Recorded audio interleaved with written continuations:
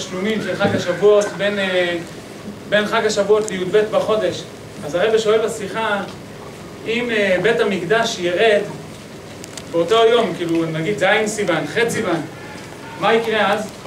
הרי כמו קורבן פסח שיש השלמה ובחול המועד מקריבים קורבנות, מה יהיה בשבועס? אם בית המקדש יורד יום, יומיים, 3 אחרי שבועס, אבל בתוך ימי התשלומים. אז הרבי אומר שמה שאכן, ואם בית המקדש ירד, יצטרכו להקריב קורבנות, את הקורבנות של החג.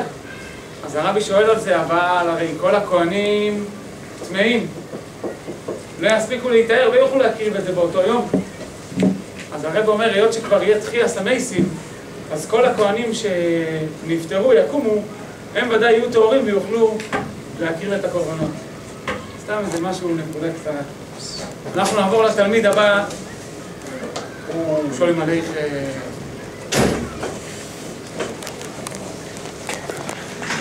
אנחנו נבקש מהתלמיד הבא שקוראים לו... עוד לא. אני רוצה לפני זה, אני אתן לרב חיליק להגיד משהו בזמן הזה.